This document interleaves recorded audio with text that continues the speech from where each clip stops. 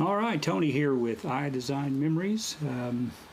We're calling this take two. I've done some other streams and then just wind up deleting them because they just weren't at all up to par. Figuring out how to get things set up, keep up with the audio, make sure it's turned on, and all the different things that are going on right here. Just kind of do a walkthrough of what I'm using in my setup. Of course, got a laptop. This is a old TV. It's got a headphone jack, so I'm able to monitor the audio. Of course, here's the ATEM Mini Pro. What you saw playing the beginning information, this is an AGP Tech HD media player. Plays 1080, so I just put different things on the cards. For example, I've got one right here. And it's set up over here to auto cue, so I can switch over here. This is my wife and I playing at Lake Bums Brewery down in southern Missouri. So anyway, that's our band there. So we'll switch back over to the main camera. I've got it set auto. Audio follows video. That's this button here, and what that enables it to do is when I switch away from it, it kills the audio. I don't want to do that on my microphone because as I'm switching through right now, I've got a Rode Go. Trying to figured out where that noise is coming from by picking that up. There's a fan right there in the side of my computer, and it was blowing. That's much better. Okay, well, I'm glad I went through that little process. Again, we're learning. I don't really like to have those on me when I'm talking because they tend to rustle and what have you. I prefer a lavalier instead of that little, it's kind of bulky, but you know, it is what it is. It's still pretty good. Now, something I want to mention, we'll go back over here. I'm using a Netgear hub. In the past, I was using my Wi-Fi here at the house, but I wanted to use this hub because this is actually how I'm going to be trying to do things out in the field. And you can see right now, if you can see it, I'm using a Sony AX700 over here, and it has a zoom feature. So right here you can see the on-air. Right now I'm using the lowest rate. We'll go here. Over here, this is the bit rate, and it's showing me that I'm not quite hitting that 3, but it seems to be okay at the moment. It's actually kind of dropping down right now. Now earlier, I did one and it began using the cache, but as it started getting more and more cache, when it got to about 50% on the cache, I started getting some glitches. Earlier using the HubSpot, or the hotspot, the Netgear hotspot, I wasn't getting a real good signal. When you're just looking at the signal indicator on the front of it, it tells you, you know, it's got 2 bars or 3 bars, whatever.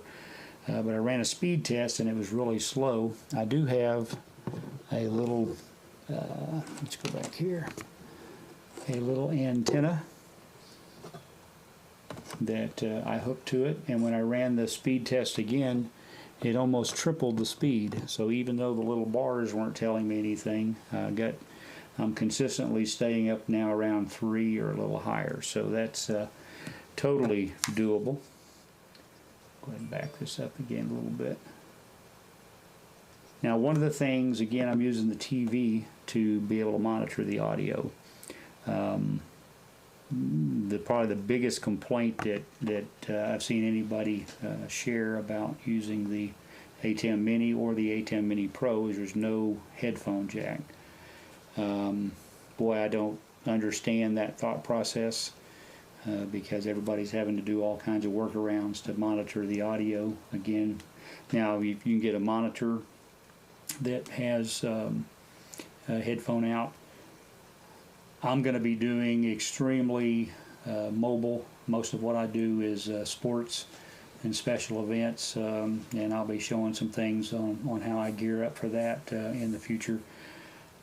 Totally mobile. I mean, 2 cameras attached to the tripod, sometimes 3, the switcher, all kinds of stuff. It's kind of humorous sometimes as people are watching me, but it works. So I'll be sharing that in future videos as we get back into getting away from being quarantined at home. I do the video for a semi-pro football league in the area. The Midwest Defenders is the team. We've got a scrimmage game coming up June 6th, so I'm trying to get all my ducks in a row once again for being able to go out and do that. The biggest components that I'm running into are getting graphics. I will show you something that I've done. I'm really trying to get away from having to have a laptop, but I'll show you here. I use a program called Corel Draw. So I've done the green screen, got the computer here, and so now if I go back to camera 1, and this is upstream key 1. So by doing that, it brings in what I have on the computer and keys out the green. Problem I'm running into with this particular piece of software is I've got this border now that's around the edges. I don't exactly understand why that's there, but I mean it shows up on my computer the same way. So it's the preview, full screen preview, is not working very well. And the reason I was interested in doing this is I could go back to a camera, and then if I was going to change the score,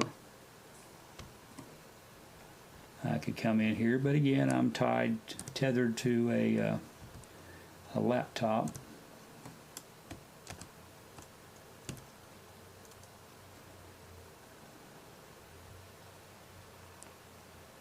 So I've changed the score, gotten away from that. Obviously this is pretty cumbersome. Take that back to full screen, hit my key, and now I've got a new score. So obviously that's pretty convoluted. There's all kinds of ways to bring in graphics. We'll go back over to the control software. We can bring the media in. And for example, if I wanted to pull this, well, I'll just go ahead and use the one that's there now. They call that a bug, where you just keep something on air all the time. So now you see up in the upper right corner, my iDesign Memories logo came up, and I can fade it on and off. And then it stays there even when I switch away, so that's a good thing to have. So graphics. Graphics are a huge factor, a huge thing to overcome. I've seen some that are free with watermarks.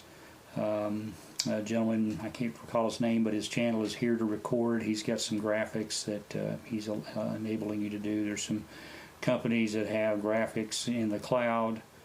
So by having those in the cloud, you can go up there and change those. Some of them though are pretty salty on a monthly basis. I mean, obviously if you're out making a bunch of money, you can do it. And if you're using your computer just to put graphics on, that's fine. But again, I'm really trying to stay away from having to be tethered to a computer with me all the time. Did last year try to take the laptop out and use vMix. Was a disaster simply because the computer was trying to do everything, was trying to stay online, trying to check things on my YouTube channel, and basically it just everything crashed. vMix crashed. I'm not saying you can't use it, but I'm in a very rural setting, don't have super strong phone signal a lot of times, and looking at live view might be a possibility as I move forward. But trying to, loving the fact the quality that I've seen, other than the last one that I did where I started dropping frames. I'm loving what I'm seeing on the encoder here on the ATEM Mini Pro. Seen several people who've posted live streams using it. just the picture quality, it really, really looks nice. So I'm very impressed with that. Now it's just going to be a matter of tweaking the rest of the system to make things work. Software is awesome. Just really I'm looking at something right now called Strata Macros, where you can come in and do a lot of macros and things of that nature to enable you to automate things. Obviously, if you're out there, you're running cameras and you're doing different things. You know, sitting there having to type and do stuff is just not doesn't make sense. But if you've got a tablet and you've got 15 or 20 things that are set up, you know, you just hit the button and it does what you want it to do. For example, some of the things I'm wanting to do is having photographs of the players, name and number. So if they have a big play or something like that, I can hit a couple of buttons or hit a button and it pulls them as an overlay on the screen. You know, I'm not trying to be ESPN, but you know, when you get out there, we do want to have it to where we can make it look good. One of the things that I've added is the Mars 300 transmitter and receiver. Used it a little bit yesterday. I've got a video here that's about 20 minutes of it set out on my porch watching the birds. Got a neat back porch, a lot of trees, and a lot of birds come up to the feeders. So, you know, a little boring, but it was sitting on a porch, outdoors. It had to travel through 2 brick walls, and it was about 35, 40 feet away. Excellent signal, no problems whatsoever. Hooked it up, set it up. They both found each other, linked up, and started working immediately. So very impressed with that, the Hollyland Mars 300. We'll be really excited when I get it out. I've got a gimbal of sorts that I'll steal. Steady Cross, it's a company out of, I believe they were out of Belgium. They did a Kickstarter program a couple years ago and I bought one. Haven't seen a lot about them, but it's totally mechanical and no batteries or anything like that. Did well, so I'm looking forward to putting a camera on that with the transmitter. And also I can just set it up on a monopod. I do a lot of track, football, basketball, and then some. You know, I've been getting 40, 50 views. Hopefully this one gets a little bit more. I definitely feel okay with this one. Didn't have any problems with the stream. Audio, I remember to turn it on, and everything seems to be working. I'm going to switch here to a little bit of the music, and we'll fade away and drift out. And once again, thank you for tuning in, and if you have questions, comments, suggestions, this has been live streaming now for about a year. Been shooting and editing sports videos for probably off and on for 30 years. So got real active in it again when my grandson got involved here a few years ago in 7th grade. Now he's going to be a sophomore. So got a lot more stuff going on. Looking forward to the fall season. We're hearing we might get some summer track. So anyway, Tony with iDesign Memory is going to be signing off, and hope you enjoyed this and maybe learned something.